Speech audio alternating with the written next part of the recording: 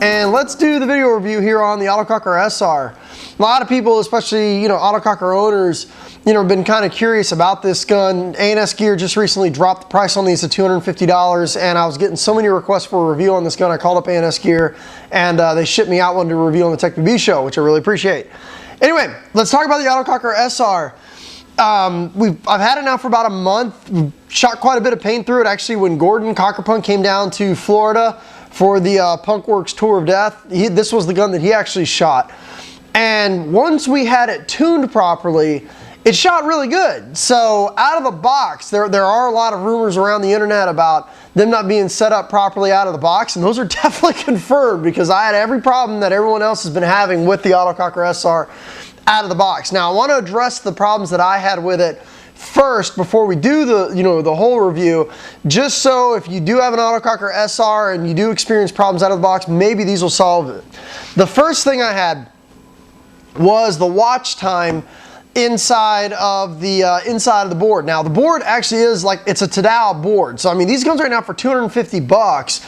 I mean, you've got a $150 value just in the OLED board alone. So the board is smoking hot. I mean, it's got all the modes. I mean, this is basically the same kind of board you would expect to get on a $1,000+ marker. It's a $150 board and a $250 gun, no joke. So that right there, I mean, if the rest of the gun's worth 100 bucks, it's a steal. But the board is really, really good. But inside of the board, it's got what's called watch time. Now this is closed bolt, which means that the bolt is forward when the gun shoots. But watch time is basically how much time it gives the ball to drop into place. The watch time, I believe, is 150 milliseconds default, and you want to set that to 400 milliseconds just in case you've got a ball rolling around or in around your feed neck or something like that, so that way it doesn't try to come forward and chop a ball in half. But the watch time, I believe, defaults either 150 or 200 milliseconds. Put that as high as it goes to 400 milliseconds, and you're going to cut down a lot on the ball breaks, especially as your loader gets empty. Another problem that I had was the LPR pressure. The LPR pressure, which you can adjust right here, was way too high on this gun, way too high. Even if the balls weren't chopping, the LPR pressure was so high that it was actually breaking the paint, shoving it into the barrel.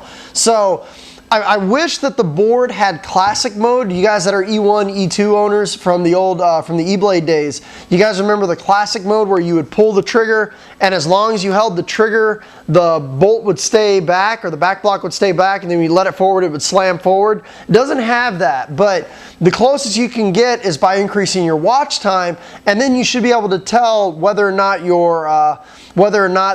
LPR pressure is about where it should be. Basically, you just want to make sure it's just high enough to cock the bolt, and maybe just a little bit higher than that. I found the LPR pressure was way too high on this gun, and definitely was causing some of the ball breaks we had out of the box. Another problem that I had with it was the lug was not set properly. Now, E-Blades and these type of guns here, these electronic sear tripper type guns, which is what this is, a solenoid in the front, sear tripper in the back.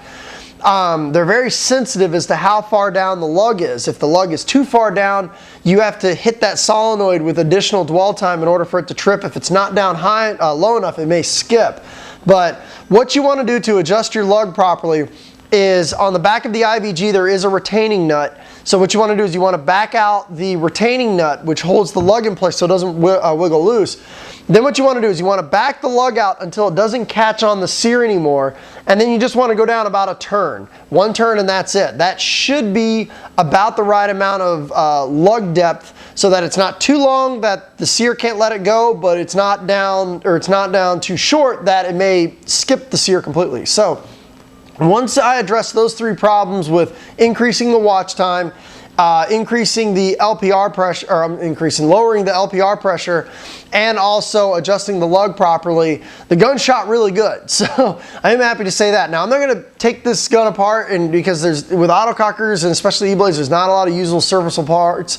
Basically, you just shoot it, and once it breaks, send it off to JT or WGP. But You know, typical autococker, it's got a tickler regulator, not that hard to take apart, but you do need a C-clamp or the C-clip puller to pull it apart. LPR, you know, solenoid, it's all sealed up inside here, so, you know, this is not, you know, basically these kind of guns, you put 2 or 3 drops into ASA and you shoot them until they break. Once they break, you send them in for service. This isn't something that, it's not like an Eagle where you can just take it apart every single weekend. I mean, this is, you screw this up, your gun's going to be gone for a couple weeks. But let's go ahead and take it out and do the efficiency review and come back and do the conclusion. Hey, what's up guys, it's Mike from TechTV, and we're going to be doing the efficiency test on the Autococker SR. Now the first thing I want to do is show you the gauge. We are sitting at actually right around about 4,500 PSI on the gauge, and let's go ahead and take a tank temperature reading. Okay, you should see that we're sitting right around about 76 degrees on the tank. Now the only upgrades that I've done to this Autococker SR that is going to be a little different than stock is this is a 684 Caner back as opposed to the 689. So you know, the paint that we're shooting is about 682, 684 bore, so this is a 684 back, which is common for most autococker owners because they're going to have, you know, a snug fit bore back. But let me go ahead and load up our first pod. Now we're shooting RPS Premium here, and what we're going to do here is test out also the Lpr Prophecy LTD. Looks like we're just a little hot, 307. Let's back this out just a smidge.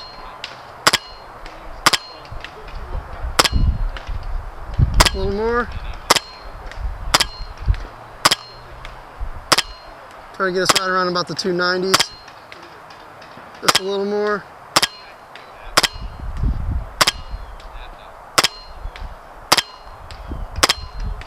Okay, that works for me, sitting about 295. And so what I'm going to do is I'm just going to go ahead and set the chronograph aside. I've already got my first pod loaded up. And let's go ahead and start shooting.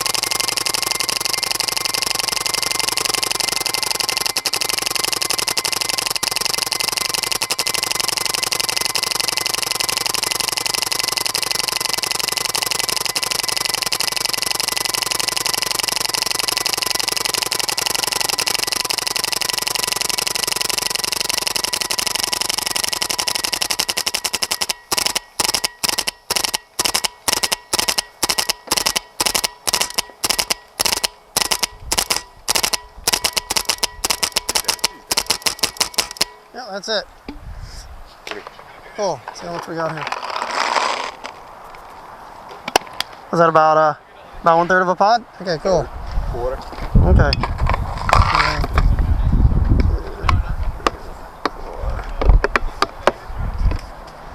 And pod's that, and this one's a third, so we've got 4, 8, about 8 and 2/3 of a pod, 8 and 2/3 pods out of the Autococker SR. Thank you. So we just did the efficiency test, and I did have one other problem with the gun, with the board. Now, I'm not sure what it was. Basically, you remove this grip, and there's a jog dial inside there, and that's how you adjust the programming. Well, it said to hold the button to shut the board off, well, I would hold the button and it would never shut the board off. So after I programmed all my settings and I had to disconnect the battery, not sure if that's, you know, what the deal is with that, but I wanted to address it. Not that big of a deal. Once I adjusted the settings, but you know, recommended upgrades. The cool thing about the SR is the stock barrel comes at a 689. Obviously now in this day and age, most paint's coming out right now at like a 682, 684, but you can get the Caner barrel backs. You may have to search around on the internet.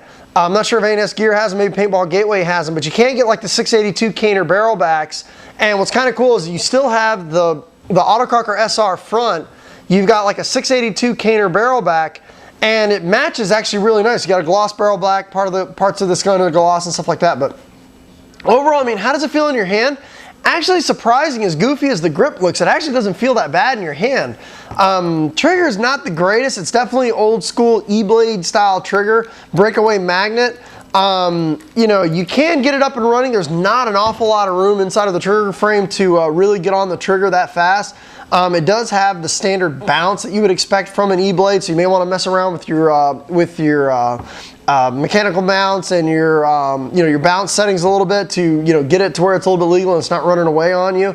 You are going to have to do some tweaking on the trigger to get it how you like it, but the good part about it, even though it's got the old E-blade style trigger, you've got a micro switch in there, which is a huge plus for these. Okay, I love the fact that it's got a micro switch in there. You've got that positive click every time you pull the trigger. Makes it setting it up a lot easier. It's just that the magnet's at the top of the trigger frame. There's no spring in the back. If it had a spring in the back, it'd actually be pretty nice, but it's a magnet. But all in all, for $250, is it worth it? Hell yeah. I mean, you know, like I said, you're getting a $150 value just in the OLED board alone, maybe even more. I mean, what are they selling OLED boards for? 150, 60, 70, $80? So, I mean, another 100 bucks, you got yourself a whole gun. Nice little on-off ASA. It does feel good in your hands when you're shooting it. I mean, there's not even really plastic on this gun. This is all aluminum.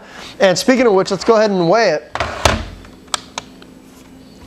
Now, as this is booting up, you know, would I take this to tournaments? Probably not, but maybe for some hardcore scenario play, hardcore woods ball play, definitely a rec ball shooter, absolutely. I probably wouldn't be taking this to a PSP, but you know, for some good competitive paintball, it's definitely fun. It's definitely got a sound signature about it that most people are, you know, when they hear it, they're like, what the hell is that? So we're all zeroed out here. Let's go ahead and turn it on. Okay. That's not too bad. So 2 pounds, 12.2 ounces. Let's go ahead and zoom in here. 2 pounds, 12.2 ounces. So it's not exactly a, you know, an E-matrix, but it's not too bad. Another complaint about it, it's just something that you're just gonna have to watch out for when you get the gun in the mail, is the on-off button is very easy to touch. It's right on the back of the snatch grip. Let's go ahead and turn it on. So it's very easy to turn on or push the on-off button. You know, if it's in the, if it's in your, you know, in your gear bag, or it's sitting in, you know, sitting at your house somewhere or something like that, or if you go to pick it up with the snatch grip, you're going to turn the gun on or turn the gun off very easily. And also, if you're not careful, you'll turn the eyes off. So that's probably one complaint about it. I mean, you know, the on-off button works great. It just so happens that it's in a location that's very easy to turn it on and off. So all in all, you know, I think it's a great gun. I think it's a great value right now for $250. One thing that I do really like about the gun is the fact that it's dual detent. Okay, it's not like the single one-sided detent that, you know, you end up shooting the ball bearing out of your barrel. No, this is actually dual detents. It's like Intimidator style detents. It's got a really nice Delrin bolt, you know, tiny little Delrin bolt. It's got the, you know, Grooves Machine did it for the detents. But I think for $250 right now on A&S Gear, I think it's an absolute steal for the price. You know, are these going to become collector's items? I don't really think so. You know, I don't think it's going to be taking over the carnivore. I know that the fact that I don't know if you can turn this into a pump gun or not. I think if you could, you know, if some people probably want a, you know, E-bladed pump, but you know, since you can't really turn these into pump guns, and there's not really a lot of them out there, and they definitely come in a lot of different colors. You know, I don't particularly think it's going to be a classic, you know, or what, you know, a lot of people would consider a classic, but you know, a really cool shooter for $250. Yeah, I would definitely pick this up. So.